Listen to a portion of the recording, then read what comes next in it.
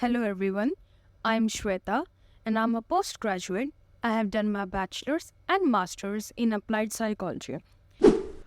In this video, we will discuss class 11 psychology NCERT book solutions of chapter 3, the basis of human behavior. Chapter 3 has following 11 questions. We will discuss all of these 11 questions in this video. Question 1.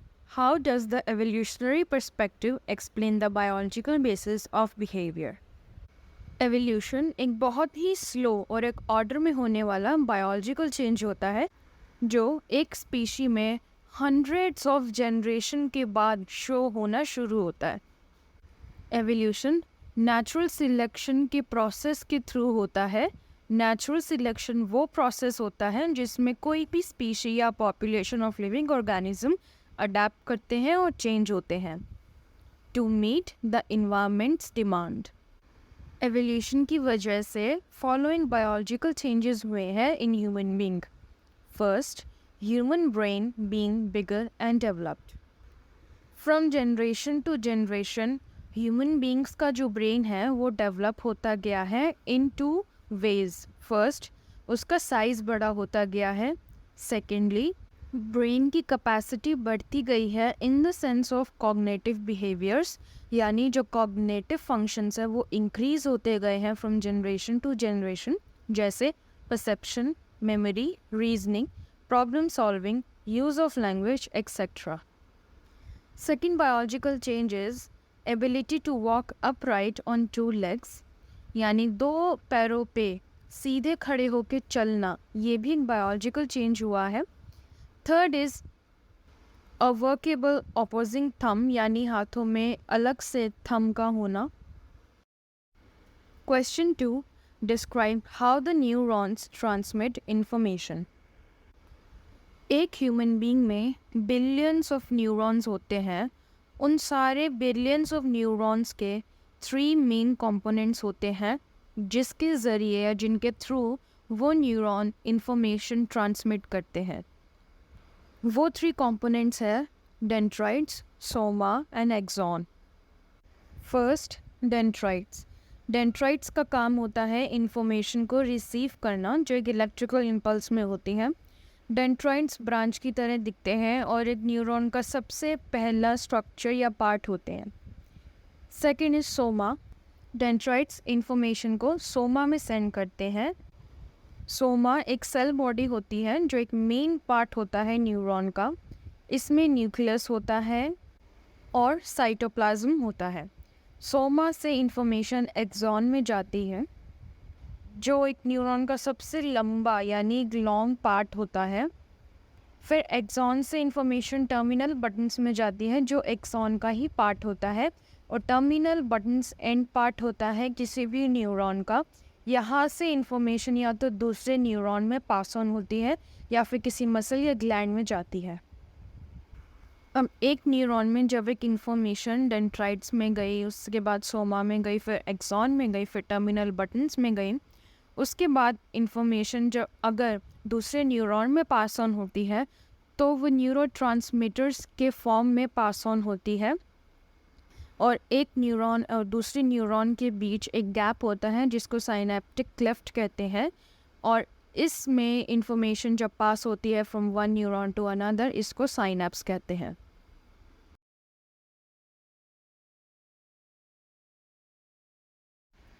Question 3. Name the 4 lobes of the cerebral cortex. What functions do they perform? Cerebral cortex को cerebrum भी कहते हैं जो brain का part होता है और वो ब्रेन में लोकेटेड होता है. सेरेब्रल कॉर्टेक्स 4 लोब्स में डिवाइडेड है: parietal lobe, frontal lobe, temporal lobe and occipital lobe. First, frontal lobe. Frontal lobe में इमोशनल रिस्पॉन्सेज और ऑटोनॉमिक रिस्पॉन्सेज इफेक्ट्स होते हैं और इसमें कॉग्निटिव फंक्शंस होते हैं जैसे attention, thinking, memory, learning, reasoning etcetera. Second is parietal lobe. Parietal lobe में क्यूटेनियस सेंसेशंस होती हैं यानी स्किन से रिलेटेड सेंसेशंस, और इनका कोऑर्डिनेशन होता है यानी स्किन से जो सेंसेशन या इंफॉर्मेशन हुई है उसका विजुअल एंड ऑडिटरी सेंसेशन से कोऑर्डिनेशन होता है। Third is temporal lobe. Temporal lobe में ऑडिटरी या हेयरिंग से रिलेटेड सारी इंफॉर्मेशन प्रोसेस होती है। साउंड से रिलेटेड और वर्ड से रिलेटेड जो भी मेमोरी होती है वो इसी टेम्पोरल लोब में स्टोर होती है। इसका एक और फंक्शन होता है to understand speech and written languages. Last is occipital lobe. It is mainly concern या फोकस्ड या रिलेटेड विद विजुअल इंफॉर्मेशन, चाहे विजुअल इंफॉर्मेशन की इम्पल्सिस को इंटरप्रेट करना हो या फिर उसकी मेमोरी फॉर्म करनी हो, ये सारा काम ओसिपिटल लोब में होता है। ये चारों पार्ट्स या चारों लोब्स कैसे फंक्शन करते हैं, let's understand this with an example. Raj is driving a car. Raj गाड़ी चला रहा होता है। रोड पे जब वो देखता है और अदर व्हीकल्स को या रोड को, तो इसमें इन्वॉल्व होता है ऑसिपिटल लोब। जब वो हॉर्न्स को सुन रहा होता है गाड़ी के, उसमें इन्वॉल्व होता है या फंक्शन होता है टेम्पोरल लोब का। जब वो गाड़ी चला रहा है, मोटर एक्टिविटी कर रहा है, तो ये हो गया कंट्रोल बाय पैराइटल लोब। और जब वो डिसीजन ले रहा है कि लेफ़्ट जाना है, राइट जाना है या सीधा जाना है, वो उसमें इन्वॉल्व हो गया frontal lobe. Question 4. Name the various endocrine glands and the hormones secreted by them. How does the endocrine system affect our behavior? There are total 5 endocrine glands जो सारे मिलके एक endocrine system बनाते हैं। और जब ये endocrine system nervous system के साथ काम करता है, then it is known as neuroendocrine system. हर एक एंडोक्राइन ग्लैंड एक हार्मोन या केमिकल सब्सटेंस रिलीज या सेक्रीट करता है जिनका अपना अपना फंक्शन होता है in controlling some of the behaviours. Following are the 5 endocrine glands. First, pituitary gland. Pituitary gland को मास्टर ग्लैंड कहते हैं क्योंकि पिट्यूटरी ग्लैंड में कुछ हार्मोन्स रिलीज होते हैं जो बाकी सारे ग्लैंड्स के हार्मोन्स को रेगुलेट करते हैं। पिट्यूटरी ग्लैंड 2 पार्ट्स में डिवाइडेड है, anterior and posterior pituitary gland. Pituitary gland में फॉलोइंग हार्मोन्स रिलीज होते हैं। First, thyroid stimulating hormone TSH जो रिलीज होता है थायराइड ग्लैंड में। सेकंड, एड्रीनोकॉर्टिकोट्रॉफिक हार्मोन ACTH जो रिलीज होता है in adrenal gland. And third is gonadotrophic hormone GTH जो रिलीज होता है in gonads. Second is thyroid gland जो सेक्रेट करता है हार्मोन थायरॉक्सिन जो इन्फ्लुएंस करता है मेटाबॉलिक रेट को, जैसे production of energy, consumption of oxygen, elimination of waste from the body cells etcetera. जो पिट्यूटरी ग्लैंड का हार्मोन है TSH वो रेगुलेट करता है थायराइड ग्लैंड के हार्मोन को यानी थायरॉक्सिन को। Third is adrenal gland. Adrenal gland के 2 पार्ट होते हैं, एड्रीनल कॉर्टेक्स और एड्रीनल मेड्यूला। ये एक एक किडनी के, दोनों ही एक एक किडनी के ऊपर होता है। एड्रीनल कॉर्टेक्स रिलीज करता है या सेक्रेट करता है कॉर्टिकॉइड्स को जो फिजियोलॉजिकल पर्पसेस के लिए यूज़ होता है, example regulation of minerals in the body.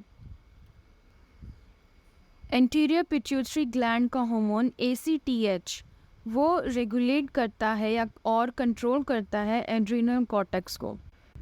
Adrenal gland का सेकेंड पार्ट है एड्रीनल मेड्यूला जो सेक्रीट करता है epinephrine and nor epinephrine.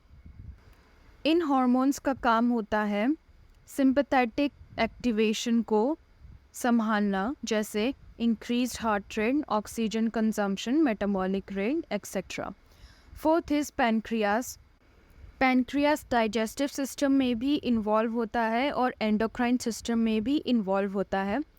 Insulin liver की हेल्प करता है ग्लूकोज को ब्रेक डाउन करने में और ग्लूकोज को स्टोर करने में as glycogen by the liver. Fifth is gonads. Gonads males और फीमेल्स में अलग अलग फॉर्म में होते हैं। मेल्स में होते हैं टेस्टिस और फीमेल्स में होते हैं ओवरीज जो फीमेल और मेल दोनों में अलग अलग हार्मोन्स रिलीज करते हैं। पिट्यूटरी ग्लैंड का हार्मोन GTH वो रेगुलेट और कंट्रोल करता है टेस्टिस और ओवरीज को in male and female respectively. Females में ओवरीज प्रोड्यूस करता है estrogens and progesterone hormones. Males में टेस्टिस प्रोड्यूस करता है टेस्टोस्टेरोन जो एंड्रोजन होता है। To sum up, pituitary gland hormones release करता है thyroid stimulating hormone, second adrenocorticotrophic hormone, third gonadotrophic hormone. Second thyroid release करता है थायरोक्सिन, पैनक्रियाज रिलीज करता है इंसुलिन, एड्रीनल रिलीज करता है एड्रीनल कॉर्टेक्स में कॉर्टिकॉइड्स और एड्रीनल मेड्यूला से epinephrine and nor epinephrine. Last is gonads जो फीमेल्स में ओवरीज होते हैं और वो प्रोड्यूस करते हैं एस्ट्रोजेंस एंड प्रोजेस्टेरॉन, और मेल्स में टेस्टिस जो प्रोड्यूस करते हैं testosterone. Question 5. How does the autonomic nervous system help us in dealing with an emergency situation? Autonomic nervous system peripheral nervous system का सब टाइप है और ऑटोनॉमिक नर्वस सिस्टम सब डिवाइडेड है into sympathetic and parasympathetic division. Sympathetic division का काम होता है इमरजेंसी सिचुएशन में एक्शन लेना, यानी फाइट और फ्लाइट, यानी इस सिचुएशन में मुझे फाइट करना है या भागना है। इमरजेंसी सिचुएशन के टाइम सिंपैथेटिक डिवीजन डाइजेशन को रोक देता है और ब्रीदिंग रेट इंक्रीज़ होने लगता है, ऑक्सीजन सप्लाई इंक्रीज़ होने लगता है, हार्ट रेट इंक्रीज़ होने लगता है, ब्लड शुगर लेवल भी इंक्रीज़ होने लगता है। इसकी वजह से बॉडी एग्जॉस्ट हो जाती है। एट द सेम टाइम यानी इमरजेंसी सिचुएशन के दौरान ही पैरासिम्पैथेटिक डिवीजन उस सारी एनर्जी को कंजर्व करके यानी जमा करके स्टोर करके रखता है। जब इमरजेंसी सिचुएशन नॉर्मल हो जाती है या हट जाती है तब पैरासिम्पैथेटिक डिवीजन बॉडी के जो सारे फंक्शंस जो रुक गए थे या जिनका लेवल इंक्रीज़ हो गया था उनको नॉर्मल लेवल्स पे ले आता है। इन summary, sympathetic division prepares the body for emergency situation and parasympathetic, whereas on the other hand, relaxes the body after emergency situation. Question 6. Explain the meaning of culture and describe its important features. Culture का एक simple word में या simple way में meaning होता है once way of living, यानी किसी का रहने का जीने का तरीका। इसमें इंक्लूड होते हैं सारे वैल्यूज़ एंड बिलीव्स और वो सारे आइडियाज़ जो एक ग्रुप या कम्युनिटी आपस में शेयर करते हैं। There are following 5 features of culture. First, culture humans के बिहेवियर को शेप करता है, क्योंकि ह्यूमन बींग्स का जो बिहेवियर है वो फंडामेंटली यानी बेसिकली सोशल ही है और ह्यूमन बीइंग दूसरे पीपल या दूसरे ह्यूमन बींग्स के साथ इंटरेक्शन करता है तो उसी के अकॉर्डिंग बिहेव भी करना होता है। Thus culture shapes the human behaviour. Second is, culture की कई सारी कैटेगरीज होती हैं, जैसे first social practices, for example marriage, और सोशल रोल्स जैसे ब्राइड ग्रूम एक्सेट्रा, यानी किसी भी पर्सन का सोसाइटी में क्या रोल है। वो सेम पर्सन किसी का हस्बैंड भी हो सकता है, किसी का फादर भी हो सकता है, किसी का सन भी हो सकता है, किसी का ब्रदर भी हो सकता है। थर्ड इज़, कल्चर प्रोवाइड करता है values and beliefs. Third feature of culture is, अलग अलग कल्चर में अलग अलग कल्चरल कंटेक्स्ट में अलग अलग टाइप के ह्यूमन डेवलपमेंट होती है जो टाइम और प्लेस के हिसाब से डिफ़र करता है। फोर्थ फीचर इज़, हर एक सोसाइटी का कल्चर अलग होता है जो टाइम और प्लेस के हिसाब से चेंज होता रहता है। फॉर एग्ज़ाम्पल, ट्राइबल पीपल का कल्चर है hunting and gathering in the forests और रूरल लोगों का यानी रूरल एरिया में रहने वाले लोगों का कल्चर है farming. Last feature is, culture can be learn और ट्रांसमिटेड, यानी कल्चर को सीखा भी जा सकता है और कल्चर ट्रांसमिट भी होता है थ्रू 3 प्रोसेसेस: एनकल्चरेशन, सोशलाइजेशन और एकल्चरेशन।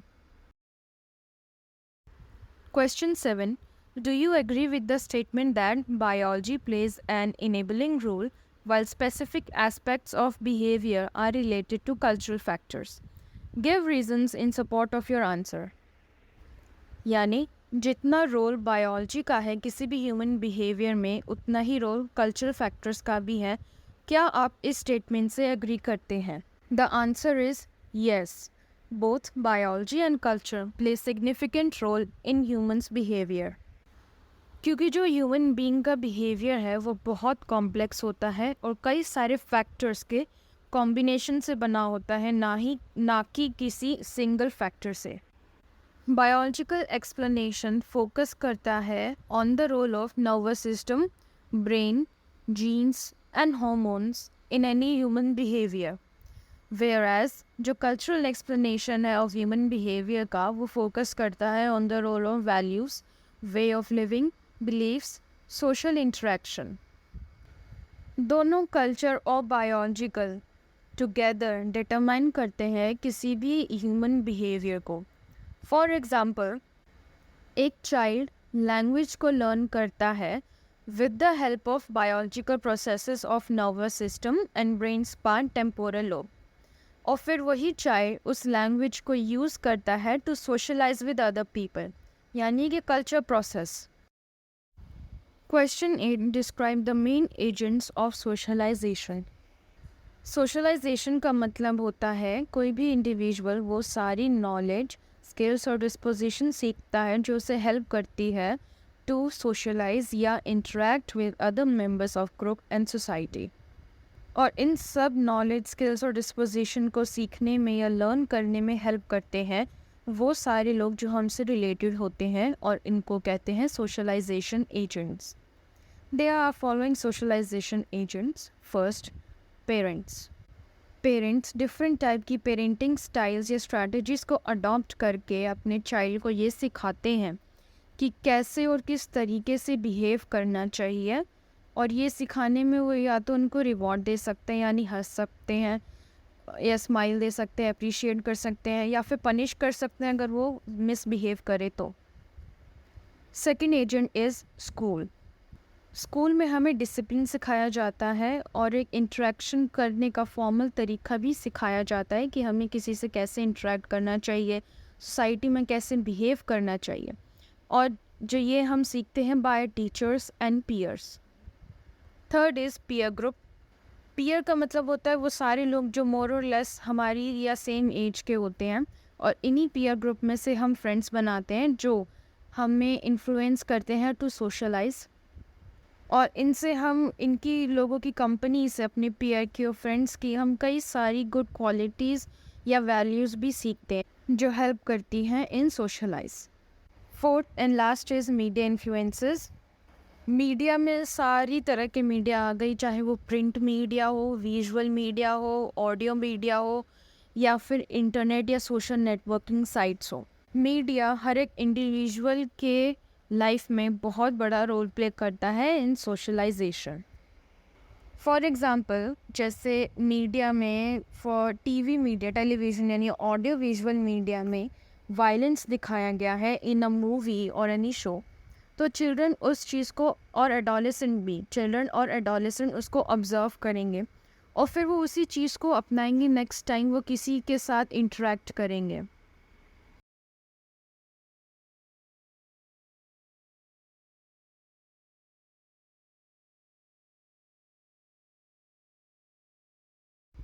Question 9. How can we distinguish between enculturation and socialization? Explain. First, socialisation वो प्रोसेस होता है जिसमें एक इंडिविजुअल ये सीखता है कि उसे एक ग्रुप या सोसाइटी में कैसे बिहेव करना चाहिए, और सोशलाइजेशन एक डेलिब्रेट प्रोसेस होता है, वेयरएज एनकल्चरेशन में इनडायरेक्ट लर्निंग होती है जिसमें कोई भी इंडिविजुअल अपने आप से खुद से सीखता है, उसे कोई सिखाता नहीं है।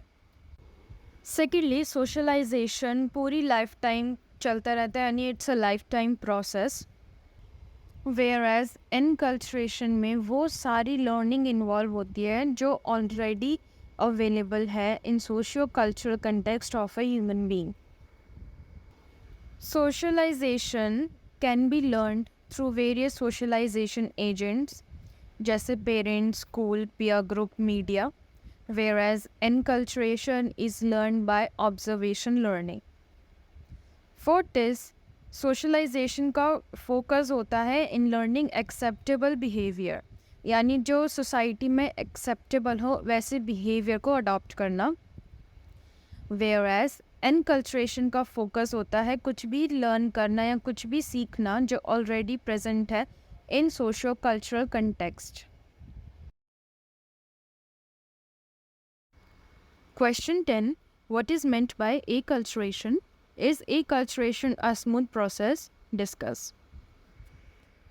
In short, acculturation वो प्रोसेस होता है जिसमें एक इंडिविजुअल नए कल्चर को सीखता है क्योंकि वो या तो नए कल्चर में माइग्रेट हुआ होता है या फिर किसी वजह से उसे नए कल्चर को अडॉप्ट करना पड़ता है.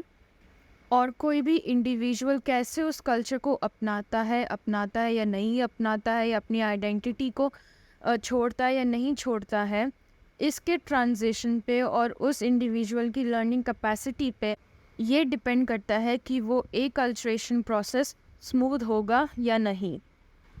एकल्चरेशन कैन बी डायरेक्ट और इनडायरेक्ट. डायरेक्ट ऐसे हुआ कि किसी को मूव करना पड़ा या सेटल करना पड़ा किसी नए कल्चर में, और इनडायरेक्ट ऐसे हुआ कि मीडिया के थ्रू उसने कोई नया कल्चर सीखा, जैसे इंडिया में वेस्टर्नाइजेशन. एकल्चरेशन वॉलेंट्री भी हो सकता है और इनवॉलेंट्री भी हो सकता है. वॉलेंट्री ऐसे कि किसी को अब्रॉड जाना हुआ किसी हायर स्टडीज़ के लिए, जॉब के लिए या किसी के लिए, तो उसे वो अपनाना ही होगा. इनवॉलेंट्री ऐसे हुआ कि किसी ने कॉलोनाइज़ कर लिया, जैसे ब्रिटिश ने इंडिया को कॉलोनाइज़ किया, तो इंडिया को इनवॉलेंटरीली एकल्चरेशन या ब्रिटिश इंग्लिश वेस्टर्नाइजेशन अपनाना पड़ा. एकल्चरेशन लाइफ में कभी भी हो सकता है, उसकी कोई लिमिट नहीं होती या कोई स्पेसिफिक टाइम पीरियड नहीं होता. और एकल्चरेशन में हर एक इंसान को अगर होता है तो उसे रीलर्न करना पड़ता है norms, values, disposition and new behaviours को. इस रीलर्निंग पे या रीसोशलाइजेशन पे कि कैसे कोई इंडिविजुअल दूसरी सोसाइटी के कल्चर के नॉर्म्स, वैल्यूज़ को अपनाता है या अपनी आइडेंटिटी भूल जाता है, अपनी आइडेंटिटी को इग्नोर नहीं करता है या नए कल्चर को नहीं अपना पाता, इस चीज़ पे डिपेंड करता है कि एकल्चरेशन प्रोसेस स्मूथ होगा या नहीं. क्योंकि कुछ इंडिविजुअल के लिए एकल्चरेशन प्रोसेस ईजी होता है और कुछ के लिए डिफ़िकल्ट होता है. Last question, question 11 is, discuss the acculturative strategies adopted by individuals during the course of acculturation. John Berry ने साइकोलॉजिकल एकल्चरेशन पे काफ़ी सारी स्टडीज़ की और उन स्टडीज़ के बेसिस पे 4 एकल्चरेटिव स्ट्रैटेजीज़ बनाई या डिराइव की. First, integration. इंटीग्रेशन में किसी इंडिविजुअल का ये एटीट्यूड होता है कि उसे अपने खुद के ओरिजिनल कल्चर में भी इंटरेस्ट है उसको मेंटेन करने में, और जो नया कल्चर है उसको अपनाने में भी इंटरेस्ट है. इसमें जो ओरिजिनल कल्चरल इंटेग्रिटी है वो मेंटेन रहती है वाइल लर्निंग और relearning the new culture. Second process is assimilation. इसमें वो अपनी ओरिजिनल कल्चरल आइडेंटिटी को मेंटेन नहीं करते हैं या इग्नोर कर देते हैं और जो नया कल्चर है उसको अपनाते हैं. इस केस में अपनी जो ओरिजिनल कल्चरल आइडेंटिटी है वो लॉस्ट हो जाती है. Third strategy is separation. इसमें इंडिविजुअल अपनी ओरिजिनल कल्चरल आइडेंटिटी को होल्ड करके रखता है, यानी अपना के रखता है, और जो नया कल्चर है उसको अवॉइड करता है या फिर उसको अपनाना नहीं चाहता है. इस केस में ये होता है कि वो अपने कल्चर को ग्लोरीफाई करता है, यानी बहुत अच्छा बताता है. Fourth is marginalisation. इसमें अपने ओरिजिनल कल्चर को मेंटेन करने में भी बहुत कम इंटरेस्ट होता है और नया कल्चर अपनाने में भी बहुत कम इंटरेस्ट होता है.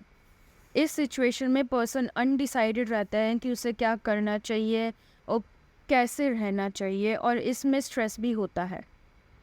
In short, there are 4 acculturative strategies. First, integration. Second, assimilation. Third, separation. And fourth, marginalisation. Thank you. For more information, follow me on Instagram and Facebook. Links are given in the description box below. Channel को subscribe करें, video को like करें, share करें और comment करना ना भूलें. Bye bye.